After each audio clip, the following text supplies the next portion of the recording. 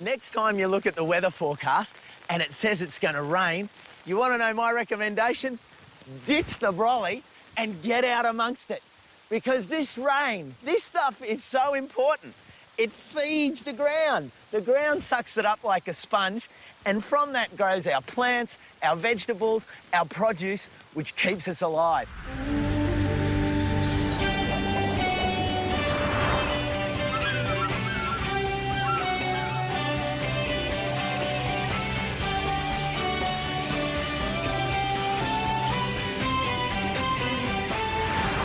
Tonight on the Odyssey, fresh potatoes grown on your veranda. This barrel is going to become our potato factory. The secrets of the perfect organic drop. Oh, smell that? Oh, that's rich. Yeah. And a palatial pad for our backyard revolution. We're going to build a new playground, not for the kids, but for the new residents that will be taking up this space shortly.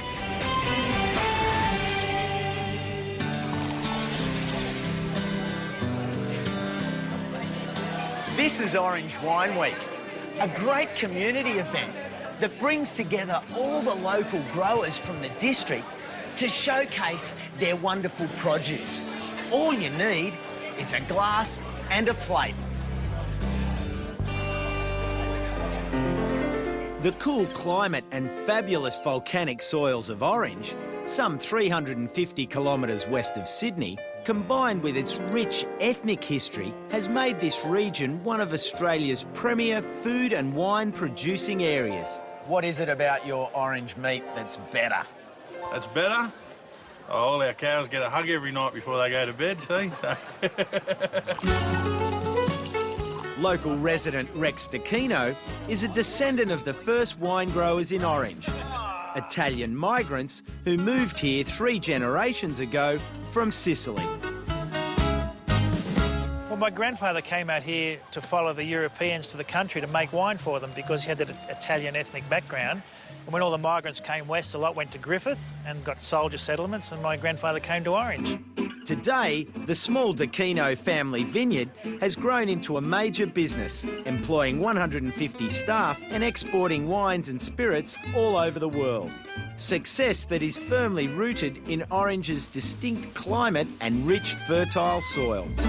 The town itself is 900 metres above sea level, and Mount Canopolis is the highest point between here and the east coast of West Africa. And we get 4 distinct seasons. So this is known as a very good food basket, and they can grow just about anything here. This high altitude creates a climate that is more European than Australian. This means that Orange is a boutique grower's paradise, nurturing a rich variety of produce and an even richer variety of people. Yuri Hulak is a local boutique farmer of Ukrainian descent with a deep love of the earth.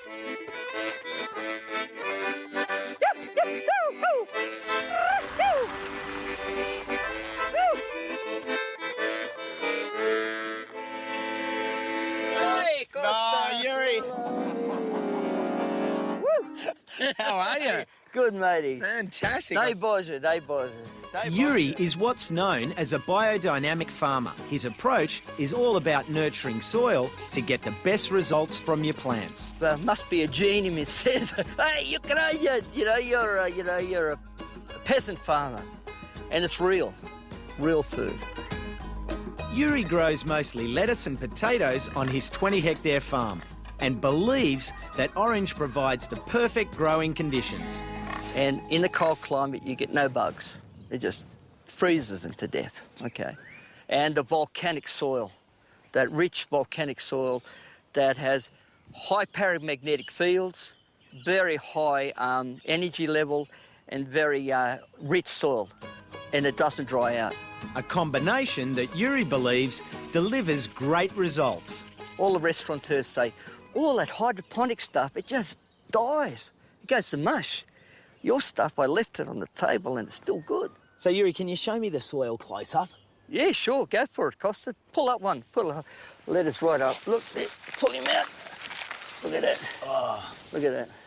That's soil, that's what you need. It's so cool. You can smell it. I mean, back here, yeah. just by breaking it, I can smell Yeah, yeah, That earth. yeah.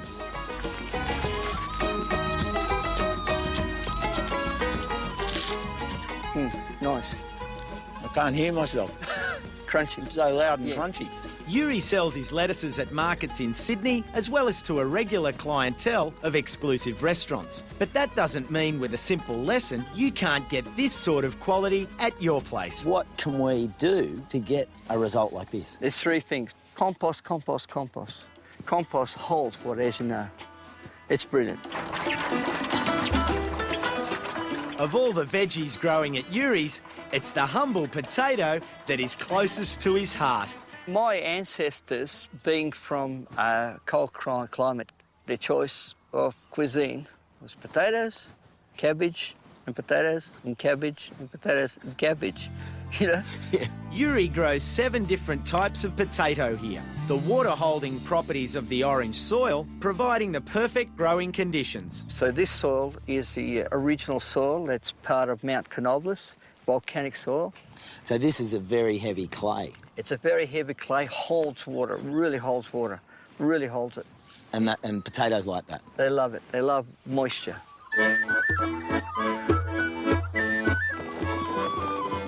Yuri's chemical-free operation here is typical of the new wave of organic farming. Passionate producers who are using best practice methods to create quality produce.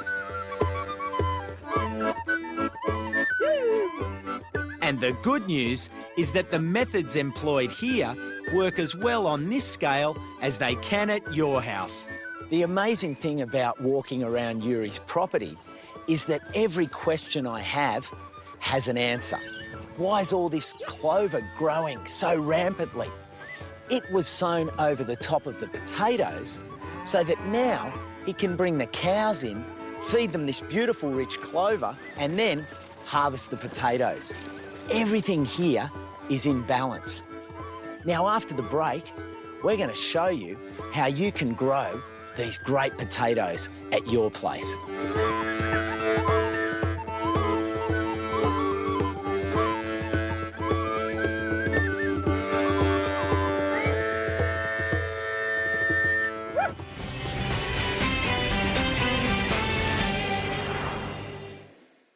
Not everyone has the luxury of having a big backyard where they can have a vegetable garden. But that's not to say that you can't green up and actually have a productive garden on a small veranda or even a courtyard like this. Today, I'm going to show you how easy it is to spruce up a stark space like this by planting out 4 half wine barrels with an assortment of edible plants, including herbs, veggies, and the one I'm most excited about, Yuri's very own potatoes. So, this is our first planter. As you can see, look at it. Old wine cask, beautiful.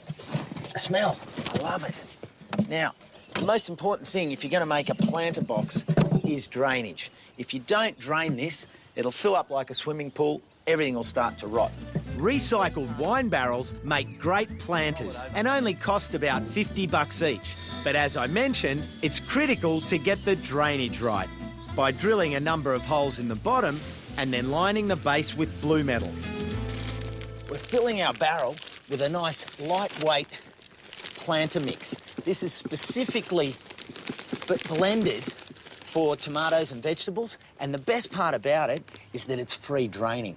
So it won't waterlog, it'll allow the water to grow through, and your veggies will love it.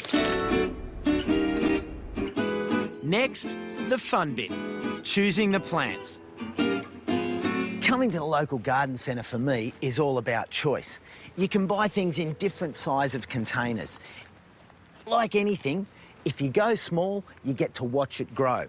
But if you haven't got the time or you want something a bit more instant, you can go for these bigger herbs, such as this. You'll pay maybe 3 times the price, but you'll get 5 times the size.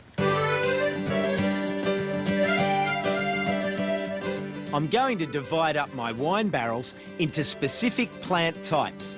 I have a herb bed, a green veggie bed, a red tomatoes and strawberry bed, and a bed of Yuri's special potatoes. When you select your stock, you can see here this tomato is perfectly grown into this 8-inch pot. The roots are just reaching the outside, so once I put it into our container, I'll just tease this a little, and then those roots will spread out and the tree will grow really well.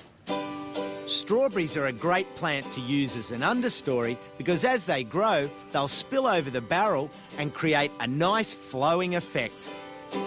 In our herb bed, I'm putting in a rosemary, some trailing thyme, oregano and a feature bay tree.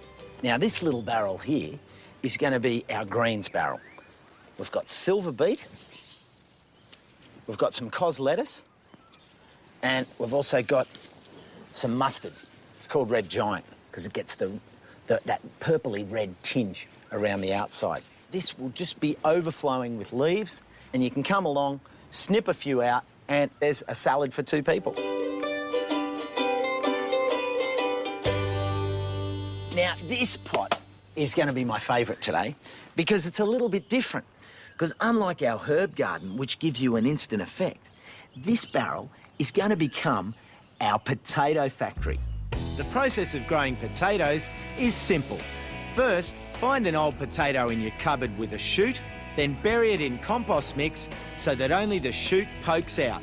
As a guide, this barrel should fit about 6 potatoes. But here's the cool part. By adding compost as the plant grows, you'll get an extra layer of potatoes for every layer of compost. You end up getting 3 different types of potatoes when you come to harvesting them. On the top will be the small ones, in the middle they'll be a bit bigger, and down the bottom will be the champion ones, the biggest. Yuri tells me that if everything goes to plan, 120 days after you've planted, you should be able to get about 2 to 3 kilos of organic spuds from each potato. So basically that's it. We're finished. And from back here, it doesn't look very good. But this isn't about the looks. This is about the taste of your own homegrown fresh potatoes. Orange has been one of the major centres of Western New South Wales since the 1820s. Migrants originally flocked to this area in search of gold, before traditional agriculture became the mainstay of business here. In fact, somewhat ironically, the only crop that Orange has never grown commercially is, well, the orange.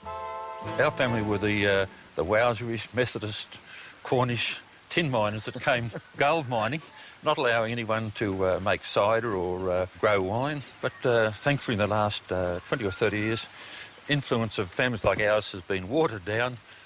Well, it's water into wine. And we've gone down a more exciting direction with the growing of things in this district. As Boris said, Orange recently shed its conservative image and is now emerging as a major wine region, producing a variety of different grapes. This is Pinot Noir, which is the exciting one for any wine grower. It grows very good also. The aromatics, the Sauvignon Blanc, Riesling, Traminers. Not only have farmers in this area embraced viticulture, but they've also begun to change their thinking regarding the way they grow their crops. Borrie happily allows native animals to graze, even if it does cost the odd grape or 2. I'm more interested in the sustainable growing, having 25% of my property in native vegetation, having birds. We've got 40 kangaroos who live here. I've got 30 wallabies that live here. Borrie has a small boutique winery, a minimal chemical use vineyard that has produced many award-winning wines. But just down the road are the vineyards of the Tamburlaine Group, a mainstream mass-market operation who have 93 hectares of vines here. As an example of how this region embraces change, this massive vineyard has gone completely chemical-free and very organic. We go over to the roadkill pit. What's a roadkill pit? Basically, we put any dead animals that we find on the side of the road because they're a product that's out there, it's just going to waste. So we put them in the pit and then we plunge it up and down, and then that should be a source of nitrogen and calcium as a tonic for the vineyard during the season. The vineyard is certified organic, but Clayton, the farm's manager, is going one step further and using biodynamic processes with one simple objective that should be a lesson for us all. If you get the soil right, in any situation, whatever's growing above it will be happy and healthy and produce ideal crops. But if you don't have that balance, then you're going to go backwards.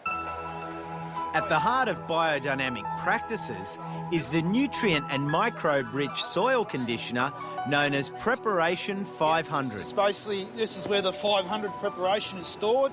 So this is the holy grail. Yep, that's about 85 grams worth there. That'll do 1 hectare of ground. Preparation 500 is cow dung that has been buried underground in a bull's horn for the winter. It is then diluted and spread out over the soil, breathing life into the microbes in the soil structure. Mate, you don't seem like the sort of person that would be taken by the biodynamic thing. No, I was a conventional grape grower, but I've got a family now, and that sort of is a bit of a wake-up call to what's been going on.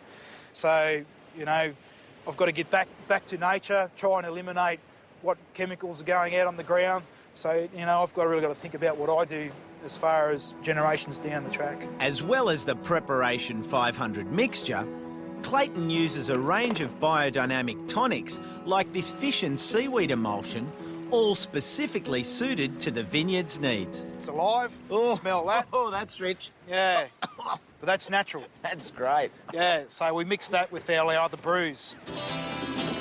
Although there's little hard scientific data proving biodynamics works, to a pragmatist like Clayton, the benefits are clear. We're waiting for science to catch us up. And if science wants to do the research and quantify it, then away you go and do it. But if you want the proof in the pudding, come out and have a look.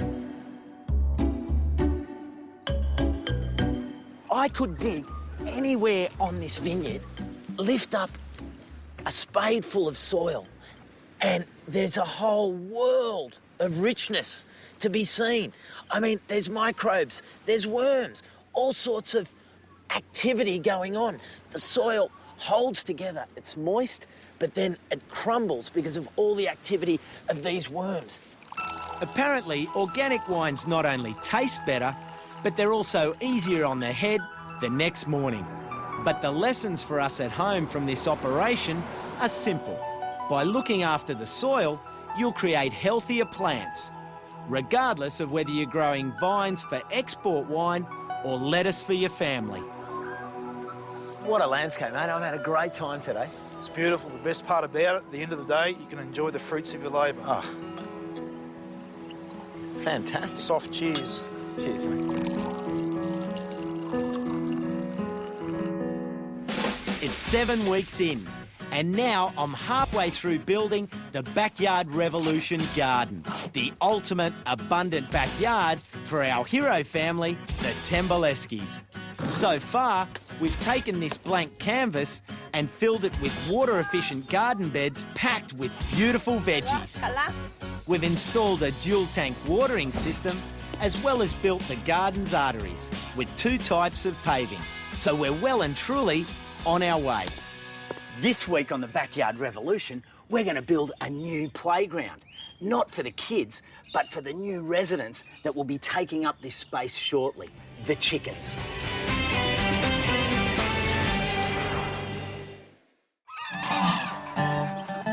In my humble opinion, no sustainable garden would be complete without chickens. Not only do they provide a constant supply of eggs, but chickens are the ultimate recyclers, turning your food scraps into essential nutrients for your compost, all while reducing your household waste. Not to mention, they're just fun to have around. There's 2 things you'll need if you want healthy and happy chickens: a chicken coop and a chicken run. Once you've decided where your chicken coop and chicken run are going to go, it's time to get started with some posts to establish our boundaries. Now, you can build your boundary fencing out of any material you want relative to your budget. In this case, because we've got hardwood on our planter beds here, I've gone with hardwood posts. This way, we get continuity of materials, and these ones are going to last for the long haul. Having your chickens free range may sound attractive, but in my experience in a suburban backyard, you're better off having a run. to avoid your backyard getting scratched and pecked to pieces. Not to mention the old poo on the shoe problem. Most of the time when people buy a plant, they tend to take the instructions on the label for granted. And this is a classic example of that situation. Kane, this citrus here, how long's it been in the ground? I'd say over 7 years. Now, for a tree that's been in the ground for over 7 years, I'm not seeing too many flowers, I'm not seeing too much fruit on it. And what I'm seeing down here are all the telltale signs of a problem. The ground is your classic clay. It hasn't been improved at all. So when it's dry, it goes rock hard like that. You can't even break it. And when it's wet, it becomes an absolute muddy quagmire. So what we can see here are weeds growing. There's lots of big cracks and there's ants all over here looking for some water. I'm going to take it out. We'll try and revive it. We'll cut it back. We'll cut the roots back a bit, give it a feed in a pot, see what we can do. I'm using 50mm by 50mm wire mesh as my barrier for the chicken run. Now, it may look a bit bare now, but soon this will become a beautiful green wall as Kane and the family grow produce all over it.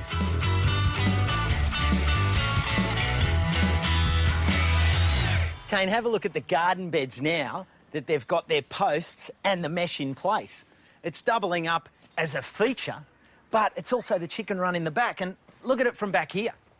That's beautiful, Costa. What do you reckon? It's already hidden the fence, which was an eyesore. Yeah. And you can just see the cucumbers already taking up, and the tomatoes. Yeah. Oh. Once you've built your chicken run, it's essential to give it a trial, just to make sure it's safe for the chickens.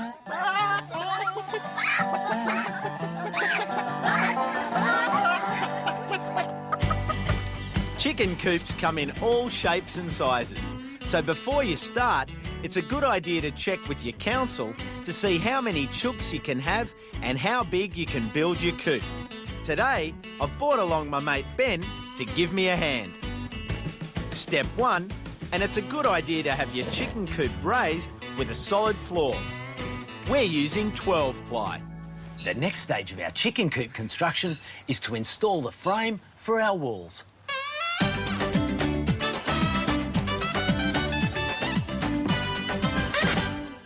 Well, this is the last chance you'll get to look into the coop from the outside. Ben's about to put the first of our corrugated iron sheets onto the roof.